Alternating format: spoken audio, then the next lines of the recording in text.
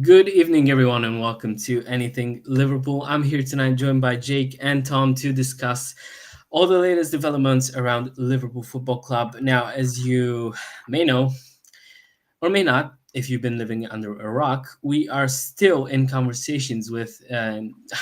You'd think we're still in the conversation with Newcastle over Isak. There's obviously a lot of things to discuss team wise, a lot of discussion, conversation around strengthening the attack, defense. It's been quite the topic for quite some time. It feels like people have been forgetting about the sixth position, which has been like our favorite topic for the past two seasons. But now we have other things to worry about.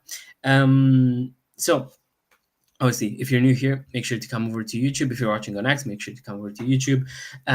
Leave us a like, subscribe to the channel, hit the bell icon just to kind of have an idea of when we're streaming. And obviously, leave your thoughts in the chat. We'd love to have your thoughts there as well and kind of integrate them into these conversations.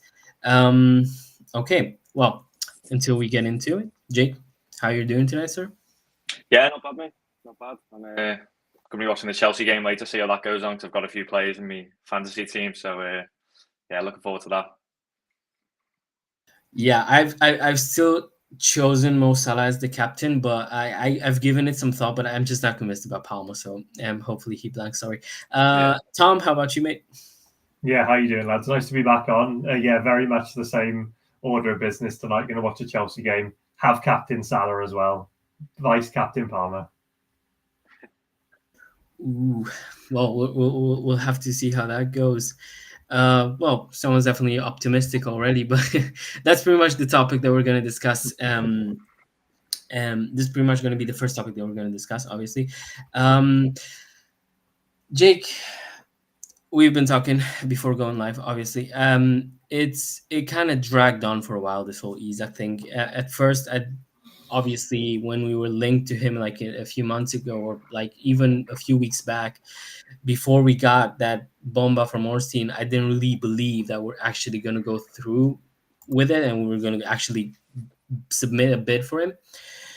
That's happened in the meantime, but ever since then, it's been a whole shit show around it, and no one really knows what's going to happen. Obviously, you've had the club say it was never an agreement for him to leave, and then Eddie Howe basically said that there actually was an agreement with him because they've had conversations about his future.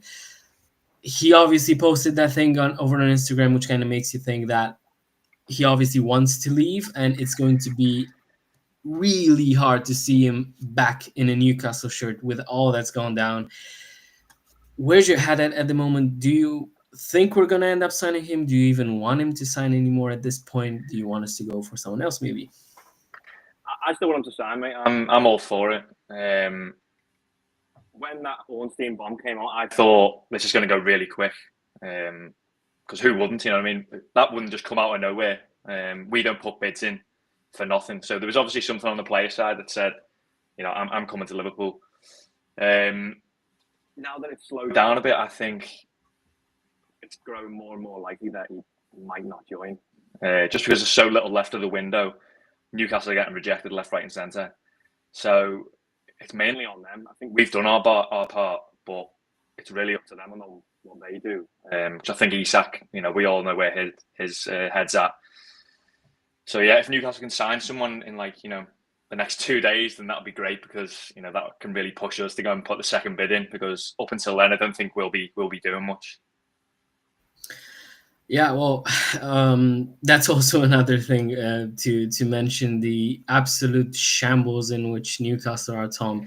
They've been trying to get a striker for like the past month. I think they've been linked with like every single striker under the sun. I think the latest one is now Strand Larsen from Wolves, which 60 million for him. If someone is actually offered that amount of money for Strand Larsen, then you know, I've always found excuses when it was about English players because I thought it's English tax and stuff like that. But now, nah.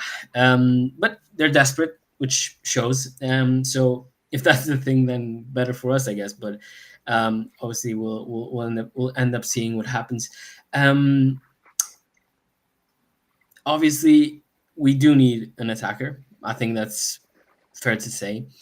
Now with Isak, where's your head at? again, like probably most Reds fans at the minute, we're a bit tired of the whole situation at the minute. It's gone on for so long, and as Jake said, when Ornstein came out saying with that bomber that we've bid, we only normally bid if we've got inclination that it's as good as done. Do you know what I mean? We're not going to especially put up a record transfer for a player if we don't have some inclination he's on his way. So yeah, like Jake said, I thought it was wrapped up, it was done. But obviously, as we've said, nobody really wants to join Newcastle at the minute. You said yourself that Strand Larsen, was it 60 million they're looking to bid for him? And I know that Wolves have only activated the buy clause this month from their loan of 21 mil. So you think they've hiked up 40 million in the space of a month is just mad. I know that who's the other striker? Sorloth from Atletico Madrid. He's been mentioned today, 45, 50 million for the 30-year-old. It's absolutely mental. But I've been saying to a lot of my mates that we speak to about this transfer is there's going to be loads of names chucked about at the minute. It's just like you throw enough at the wall and one will stick. Do you know what I mean? I am a bit tired of it now. The excitement's gone almost from the transfer. Don't get me wrong, if we do get him over the line, he's guaranteed 20-odd goals a season, which is what you need in a title-winning side. If we are going to go and compete on all 4 competitions, this is the exact sort of player that we want. But I have also seen in the chat that's going on a lot of people fancying Rodrygo and Barcona this evening. Yeah, that's another thing we're going to get into, obviously. I just want to highlight this comment because, honestly, that's pretty much the position Newcastle are in at the moment. It's like insane. And you'd think with them qualifying for the Champions League, it's actually quite an interesting place to be at. Even with, obviously, the new ownership, you'd think they'd have some way, a way to pay better wages, I guess, than some other teams, and maybe even from England. But yeah, it is what it is. West, welcome to the stream, mate. How's your evening? What's your thoughts on Isak as well? That's the conversation we're having once again. Oh, you're in mute, I think. Sorry, I'm good. I'm good. Like my evening is going great. I'm just waiting for the war games.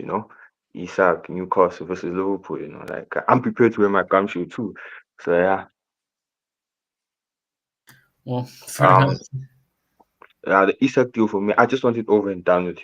Because I think it's dragging too long for the fan base and also for Newcastle too. Like I think every day they hate us even more when I look at it because every time there's reports every day. So I just want it over and done with. If he joins, he joins. If he doesn't join, then we'll go get a left winger. But then with our team Liverpool, only like they don't get their first striker. If like Liverpool don't get their first striker, they won't buy anyone else. They won't listen to us. So I hope they get Isak, and then we'll go win the league. Yeah, it feels like we've been gaslit, right? Ever since the beginning of the summer, we just didn't believe, nah, we're not signing that type of player. We're not doing it. And then it's, oh my God, we might actually do it. And now it's actually going to happen. And then we submit a bid and it's not happening. And now this whole thing breaks out around Isak. One thing that, yeah, I think Jake said it best. I think with each day that passes, we're less likely to actually sign him. I think that's how it is. Although there's this part of me that thinks maybe they're just waiting to do it after the match, obviously the game at St. James's. That's also a possibility, I guess. But at this point, it's just speculation, and it's kind of what I think annoys us at some point because it's gone on for long enough. And obviously, the problem is that we do need a striker, an attacker, a versatile winger, whatever, because Jake, as we know, outside of basically Cody Hakpo, Ekitike, Mo Salah, we now have Chiesa and Rio Ngumoa who can actually play that.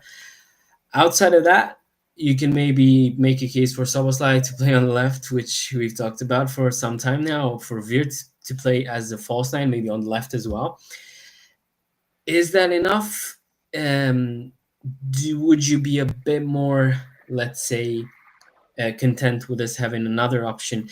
We've obviously seen the names in the chat, and that's one of the players that we've been wanting to discuss is Rodrygo. It seems like once again the news about Rodrygo have been a bit more, we've seen more more of them lately. Once again, it looks like they've resurfaced. So obviously with Barcola, we haven't really seen enough. We've seen like a glimpse that we might be interested, but that was pretty much it. So at this point, it looks like it's Isak, or if not him, who? Yeah, I know, mate. It's a tough one because, as you say, Rodrygo that'll be a great sign, and he can play all along the front line, which is something we need. But going into this season, if we can stick with no injuries like we did last season, then it is going to be enough. But you can't bank on that, because as soon as we get one injury, then that's it. We're done for, because Chiesa, he's not going to be playing 3,000 odd minutes this season. We'll be lucky to get 1,000 out of him. I know he can come on and score, as we've seen recently, but we can't just rely on that. We need more than that. And I was hoping Rio was going to be that fifth or sixth attacker, and I thought he might have brought him on in the Bournemouth game, but he didn't. So we'll have to just see. I think if we're going to get another attacker instead of Isak, it has to be a big name, because we've been strung along about how we're going to spend 130 odd, 140 odd million on Isak. So we know we've got that money there. So if we're going to get someone else, we need to be not spending that much, because I'm happy with Ekatike playing in the 9, and he can also drift off to the left as well. But I think we do need a 9 who can play in that striker left wing role and cause some problems. I'm not sure we're going to go down the right wing route, because that's cemented in Salah's place. But once he goes to AFCON, the only one who can really do a good job is Frimpong, and at the minute he's injured, and we don't know how long that's going to affect him for. So we'll just have to see. And that's just obviously, Tom, exactly what we needed to happen now. Frimpong out until the international break. Bradley, apparently he trained, but obviously for him, for his fitness levels, it's a big question mark for him to just throw him in against Newcastle, St. James, especially in the middle of all this. With Gomez, I guess he's fit, but is he fit to play 60, 70 minutes? We don't know. What's your thoughts on that? And obviously, what's your thoughts about options in the attack? Yeah, so like you said, Bradley's only just come back for training. Gomez's version of fit, I don't think, is actually the same kind of version of fitness that the rest of the Liverpool players have. He's a bit more of a part player that comes in and does a job here and there, and then he's back on the bench for a couple of games or back on the injury table, bless him. In terms of who I'd go with at right back, if we could get a few minutes out of Bradley, we know there's a bit more experience there. I wouldn't be surprised if he deployed Szoboszlai there, or Curtis Jones. We've seen Curtis Jones play there before. Szoboszlai may be in the right back position. A bit of pre-season, I believe he played. Not fully sure. I know that there were some training sessions where he was playing in that right hand side. But do I trust the Szoboszlai or Curtis Jones being run at St. James's Park by Anthony Gordon or Barnes? Probably not. We know that they're going to be cutting on the inside. I've always thought that this game, before we found out about Frimpong, that we'd go with a McAllister, Gravenberch and Szoboszlai midfield. Not because Wirtz deserves to be dropped. I just thought that he'd go with a bit more of a trusted midfield in such a big away game, because we've had our first game of the season at home, and the crowd was fantastic. Now it's all of those teams that were away the first week. It's their effectively first game of the season all over again. I do think we'll go with a strong team. I do think we'll go with Ekatike, Gakpo, Salah up front. But as you said, Jake, we have one injury and we're pretty much screwed up there. It's not really fair to rely on a 16-year-old and Gamoa. Chiesa's fit for now. How long will that last for? Hopefully, he'll get many more minutes. But as you said, when Salah goes off to AFCON, we've got Frimpong up there, and it would be nice to bring in another face up front. I know a lot of people are saying Rodrygo. Obviously, he likes that left-hand side, but we know he can play on the right, that he's done for Madrid before. Let's just see. I'm hopeful. I definitely think we'll bring a name, an attacker in before the end of the season. That's my prediction. At this point, it doesn't really look like we have much of a choice, considering the options. It's more, for me, obviously with Chiesa, you don't know how much you're going to be able to rely on him. And for me, the thing with Rio is the fact that he's still so young. It's not necessarily about his career as a footballer. It's more about his development as a young teenager at this point, basically. I think if you if you throw him in, if and he gets a nasty injury, that's going to hit harder than most of the other senior players that we have. That's why I think it will be tougher to just throw him in against, someone like Newcastle. I mean, we already know what they were going to play even before this whole Isak thing, and now it's probably going to be even worse because at St. James's they usually have their well, let's just say like dirty tactics and the way they break legs and like to touch the opponent's legs more than like to actually touch the ball at times. But it is what it is. I think one thing that I've thought about when you mentioned Soboslai at right back, I think he played against Preston. I think he was at right back in preseason. One thing that I remembered was as a kind of middle ground when we were in the Community Shield. Obviously, when we were out of possession, you had Kerkez drop in as a center back, and then Cody Hakpo was basically a left wing back at times. But if you're gonna switch that over to the right side, you're gonna have to basically have Mo Salah play the role of a right wing back, which is first of all unfair to him, and Jurgen doesn't waste him in that position. So obviously it doesn't work. So yeah, I think that's the thing with Soboslai. He's obviously an engine. He's a great player to cover a lot of distance and to press and but there's an option at right back. It just seems like it's a bit of a stretch. West, it does look like obviously we're probably gonna have to see 50, 60 minutes of one of Bradley or Gomez, and then the rest of them played by the other, because it looks like we're not going to have a right back fit enough to actually play 80 to 90 minutes. What do you think about obviously how that's going to look like at St. James's, and then about the options in the attack? Options for me, the right back options. I'll start by there. For me, I'm worried, but then I'm not a bit concerned. But the only part I'm concerned with is more of the attacking wise. Is where, as Tom said, if someone gets injured, we're screwed. So now I'm concerned more for attacking. But you see that game on Monday, I don't think Newcastle are coming to play football. They're coming to just kick us, to just piss us off, that they trying to make us get red cards or something like that. Because I remember when Virgil got a red card in that game, and like we had Nunes at time to come bring us in the game. But this type of game, yeah, Isak on the line, so I think for me, like, they keep going of that hate towards us. So I think maybe he can go to Sober slot, and then when we are attacking, we can invert into a 3-4-3, where Sober can invert in the middle and try and help there. But then, like, the right back, I'm not really worried on the right back. I'm only worried about our attacking options, and that's the first time to say that, because Liverpool always buys attackers. They leave every position and focus to attack. But then this time, I'm walking into a game where I'm concerned about the attack, and like I want to see any right back ever again.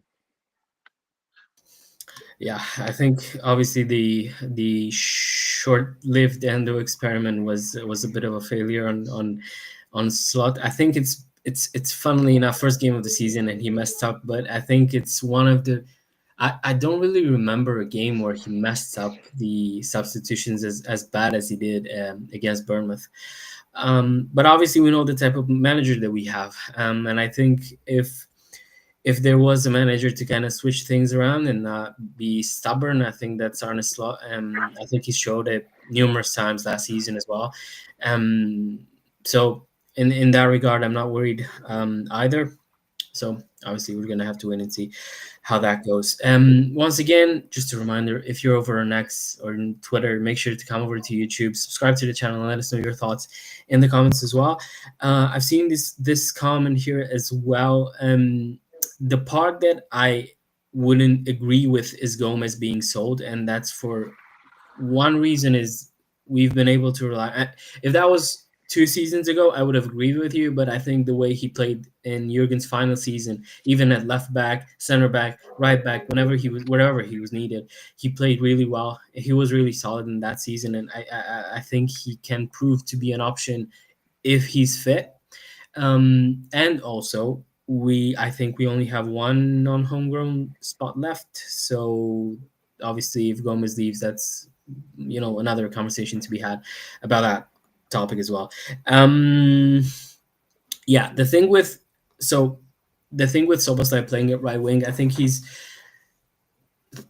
played at right wing in a way for Hungary, even though it was not really right wing. It was more of a free roam behind a striker. Obviously, Szoboszlai, I think with his legs, I think he can pretty much play anywhere on the pitch almost. It's just that for me, I think Frimpong was also brought in with this in mind. I think he can cover for Mo when he's at AFCON. Obviously, if he stays fit, because that's now another concern that we have. But yeah, greetings to you as well, Charles. Make sure to come over to YouTube as well. Leave your thoughts here in the comments too. And pretty much that's basically the next topic that we wanted to address, the center back situation. Now, if you would give me the option of either signing either an attacker or a center back, I think, Jake, at this point I'd just take the center back, because even though you look at the options in attack, as I said, I think you can get Szoboszlai to play on the wing, get Wirtz to play on the wing, or Wirtz to play as a false line even at some point. Obviously, the midfield is still sound. I think we do have a lot of options there as well. So I think for me, the center back position is a bit more important. Now, obviously, the one that we've talked about and that we've been linked with the most was Marguerite. The thing with him is obviously he will want to be a starter for his team because he wants to play at the World Cup as well for England. So are we in a position to guarantee him minutes? Do you think? Will he play enough? If Konate played like he did the other day, then definitely.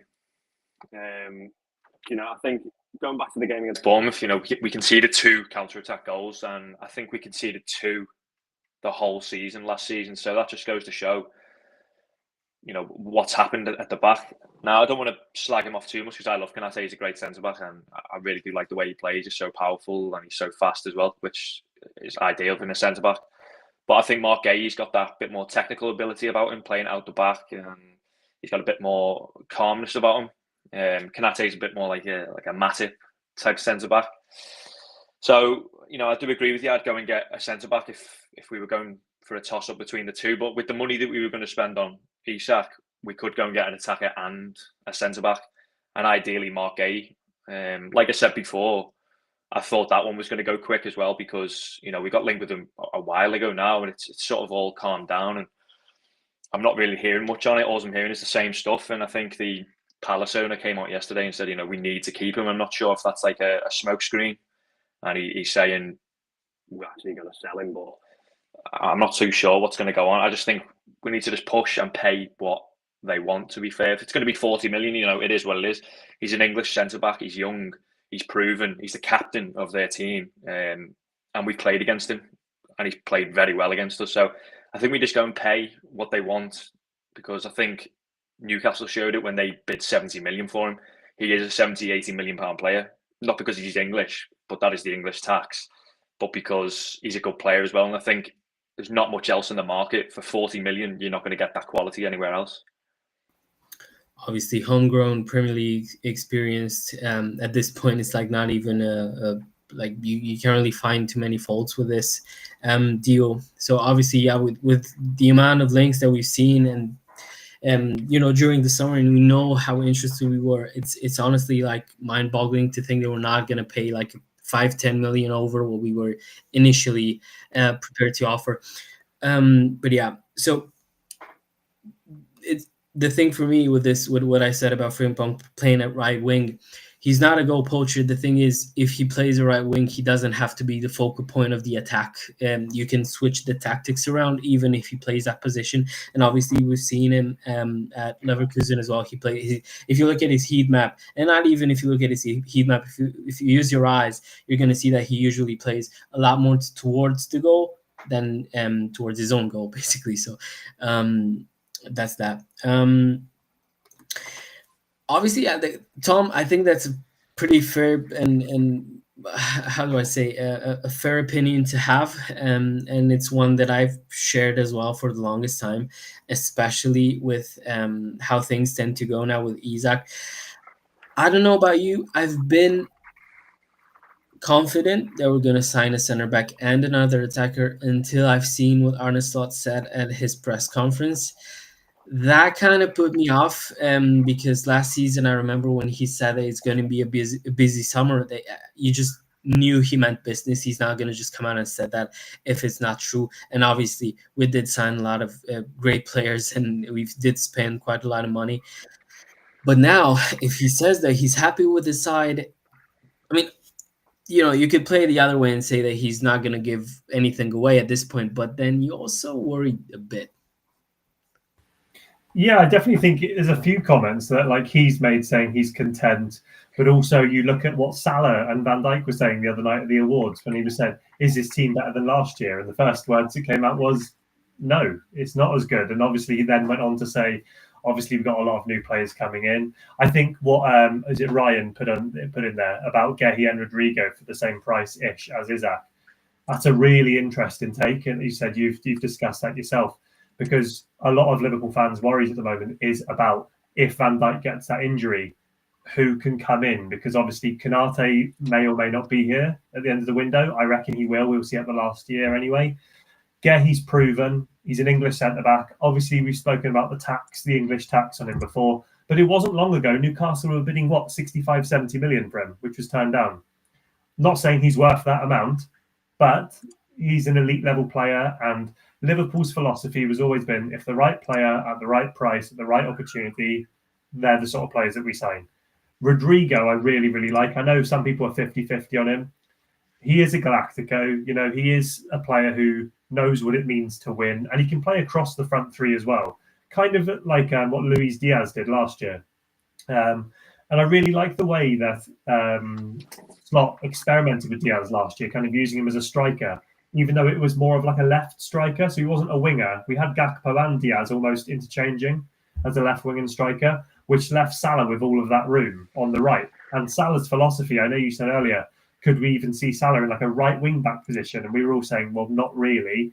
Salah said to Slot as he first came in, play me in the positions I want and I will score you goals. And it's no coincidence that he did that. Salah had his best season, I think, under Liverpool last year.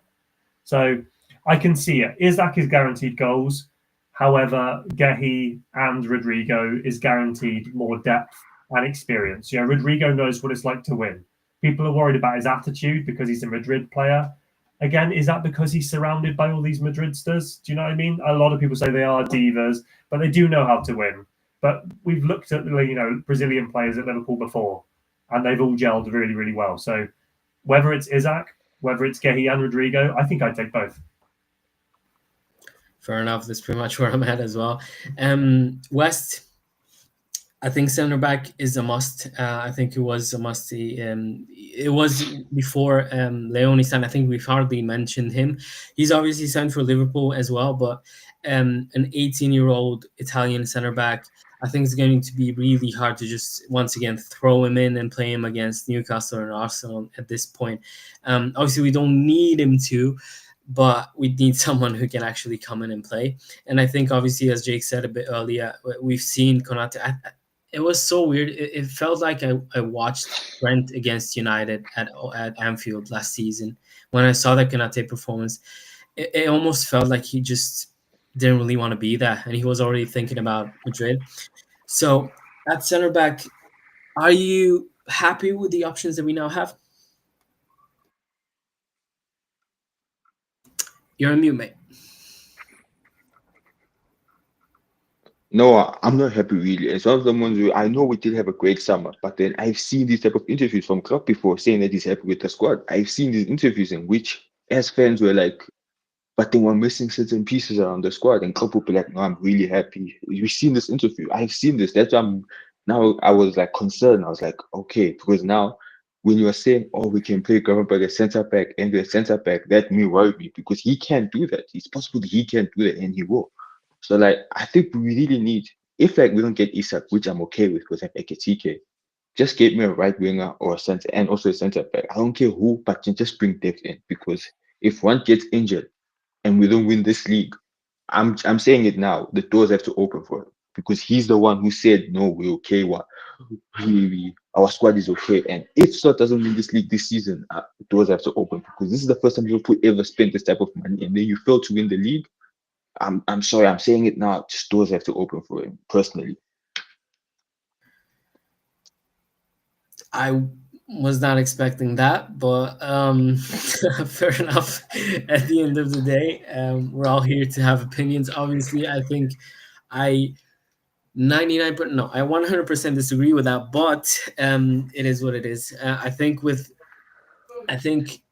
even if, and that's one thing that I've said on the other streams a few weeks back, even if Liverpool don't win a major trophy even if Liverpool don't win any trophy this season, even next season, before the start of the next season, we're still in the best position, I think, in England to basically go for the Prem or the Champions League. It looks like with the players that we have and with the young talent that we have, it looks like the next 4 or 5 seasons, I think Liverpool can go for pretty much any trophy, especially with someone like Slot. I think it's really unfair for him to just kind of say that you can obviously you would let him go at the end of the season if he doesn't win. With what he's achieved in his first season, without obviously having any of his let's say preferred players, any new signings coming in.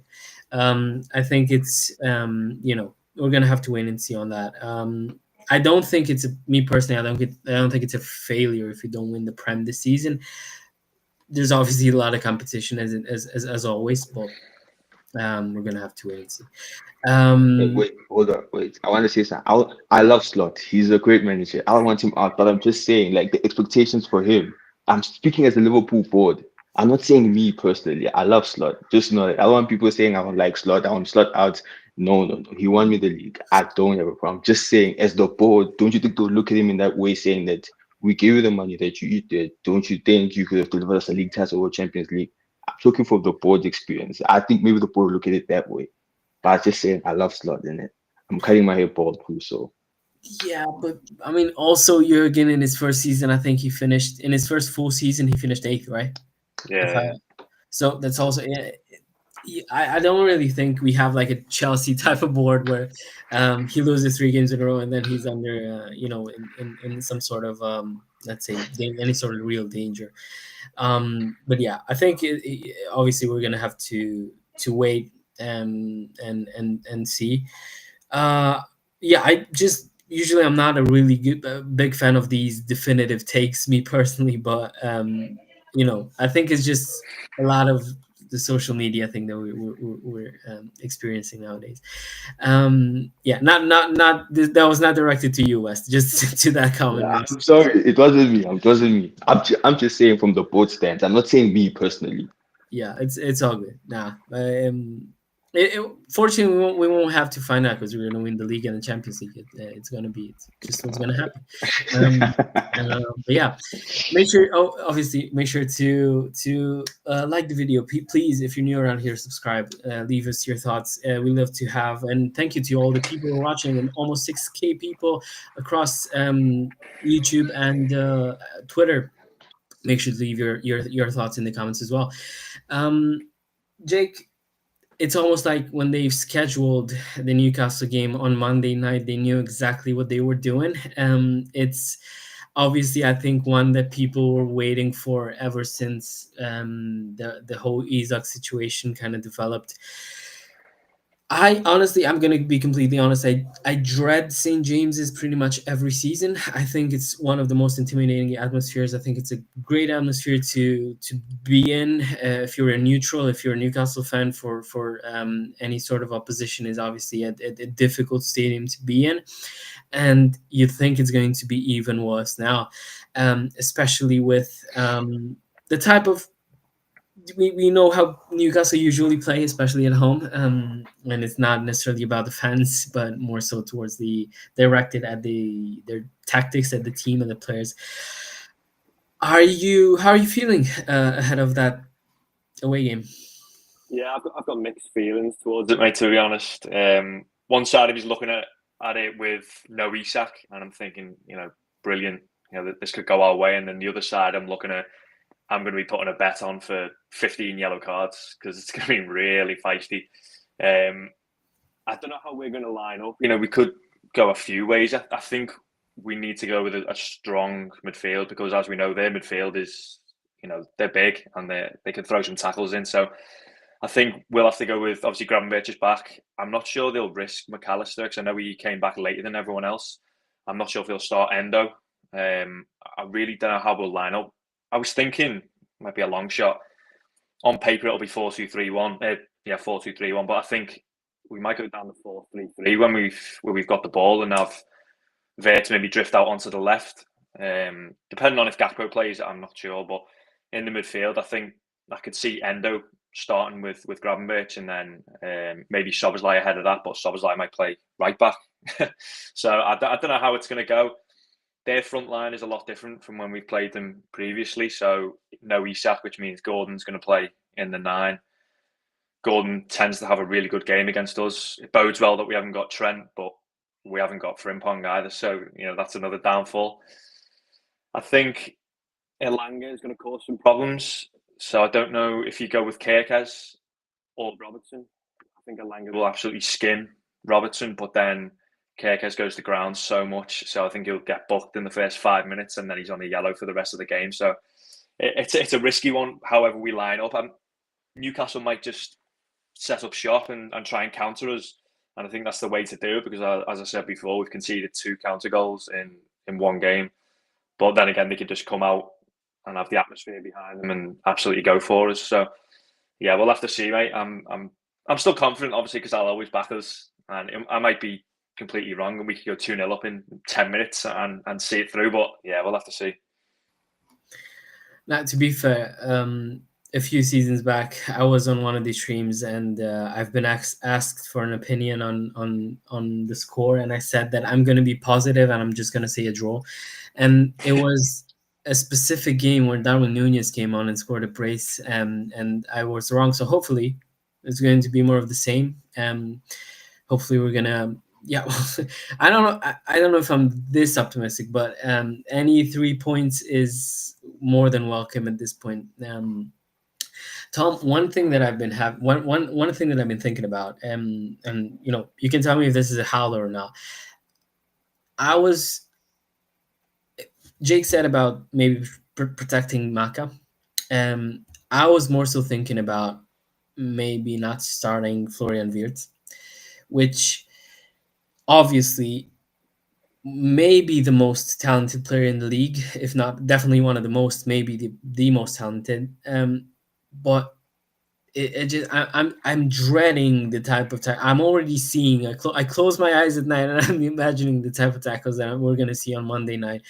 And looking at him, he did play now for a while. I think he has like 50 games for Germany at the age of 22, which is wild. And you could say he's used to these games. But is there an argument to be made there?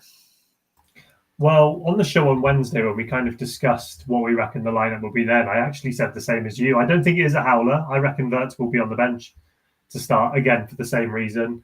He's magical, isn't he? I know he didn't have his best game against Bournemouth, but we saw that little bit of chink of magic against Crystal Palace where he played Ekitike through.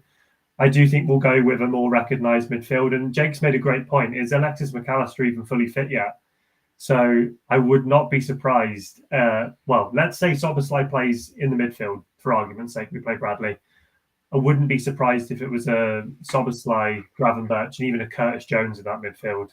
I wouldn't be surprised. Curtis Jones does get what it means to wear the badge. He is a Scouser himself.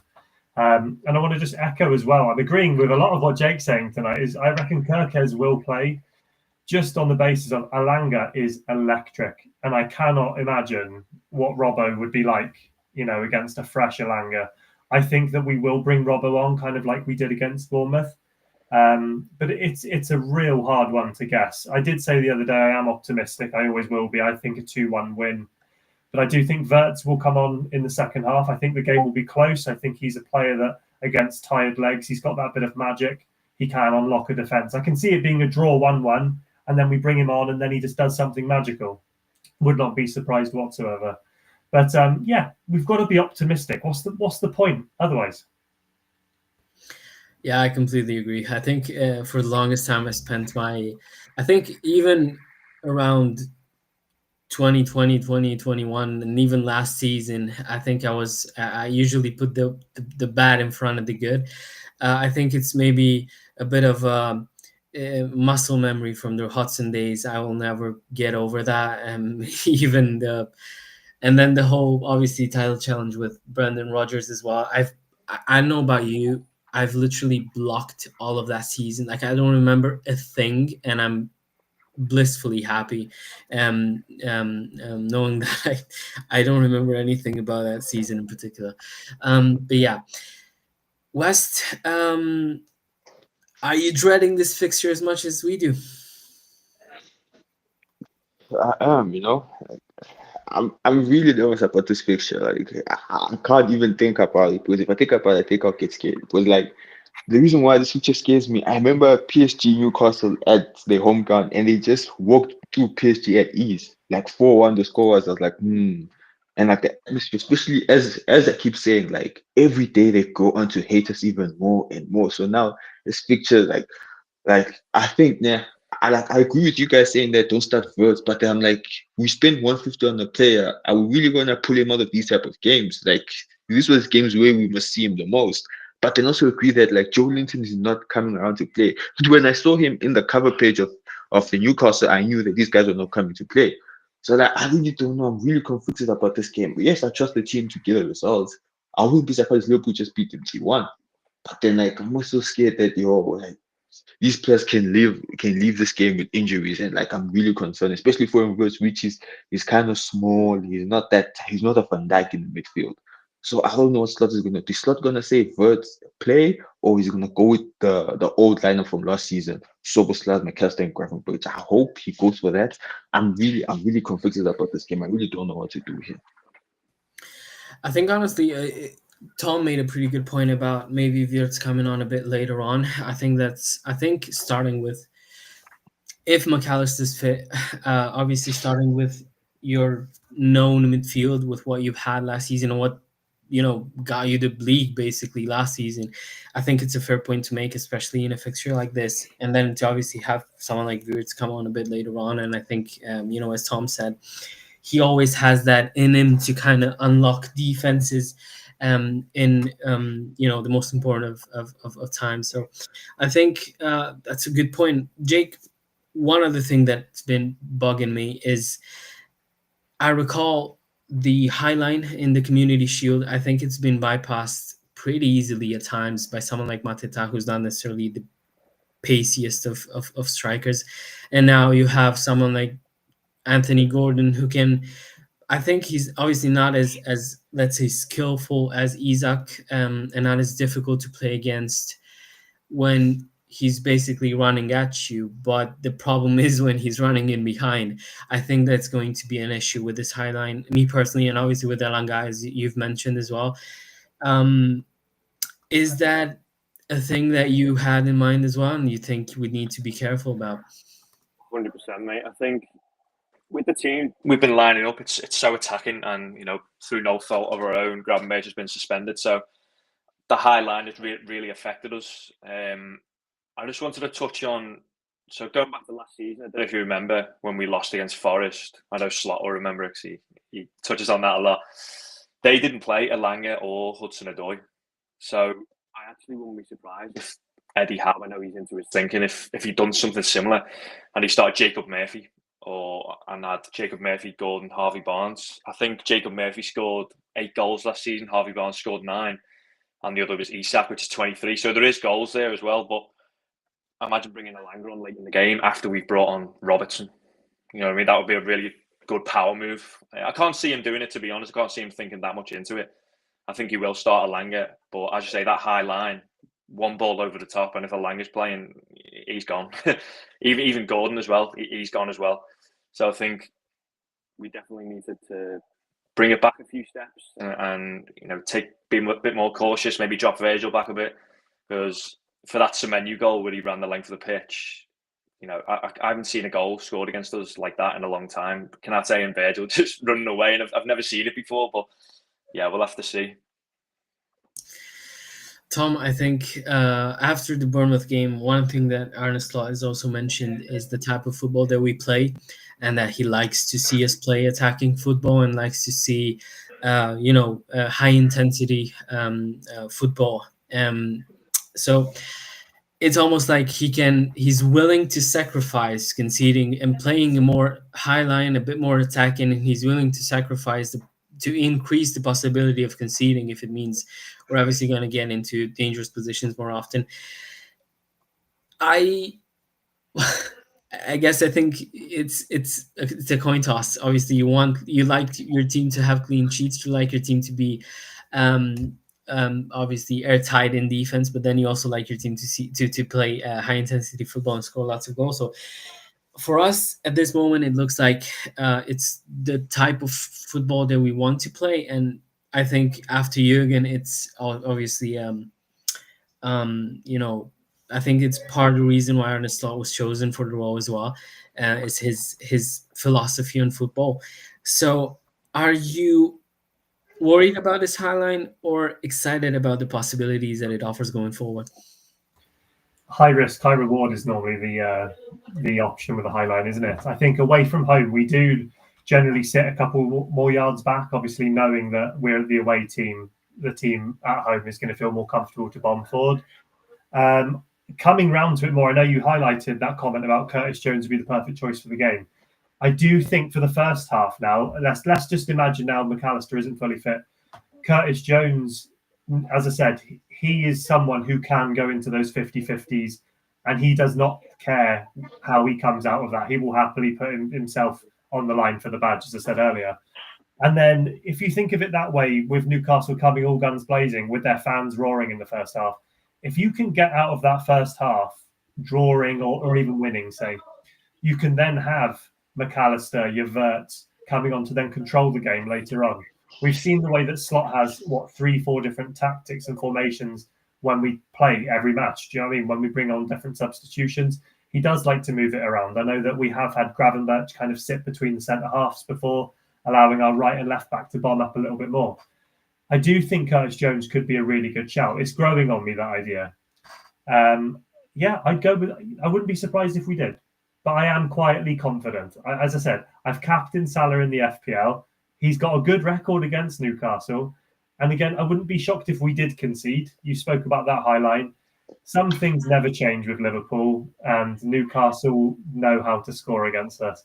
Jacob Murphy, Alanga, I can see it happening already. But as long as we're smart, the main thing I want to say is play the match, not the occasion. That's how I'd go into the match. Obviously, that's a mature way to look at it, and obviously, I think the way we should look at it as well.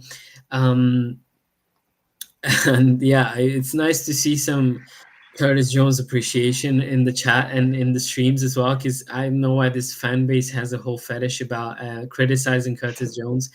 But yeah, I mean, I get, he slows the play down a bit at times. I do get that, but then he also controls the tempo. So, it's a coin toss basically. You look at it that way.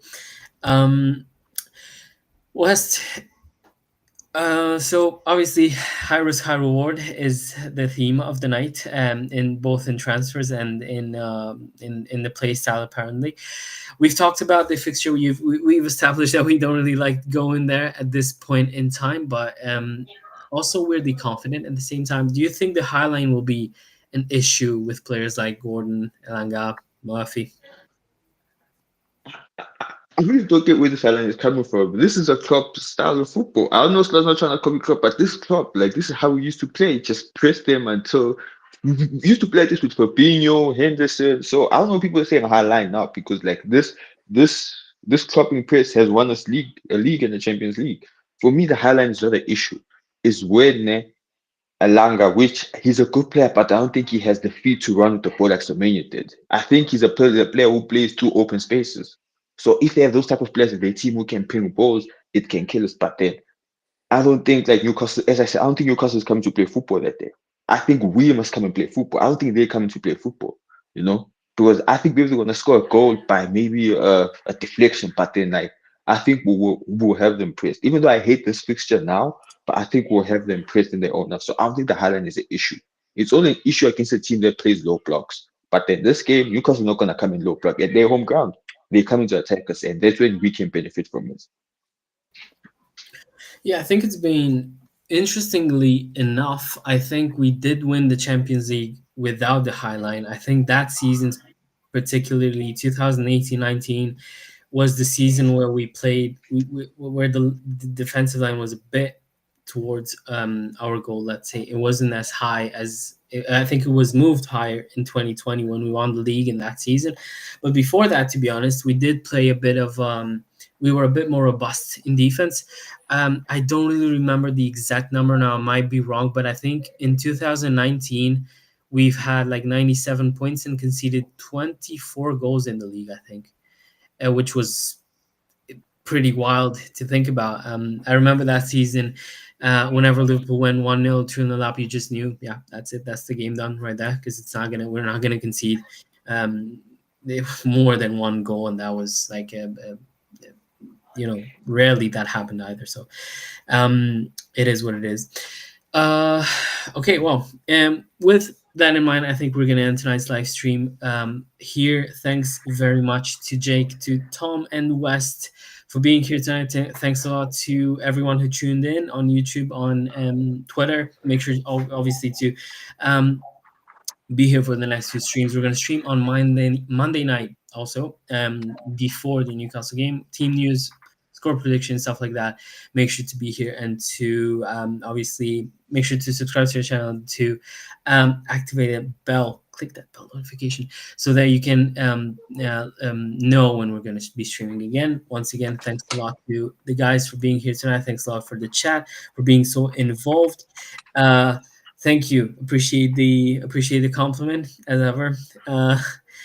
And yeah, thanks to the chat. Thanks for everyone tonight, and see you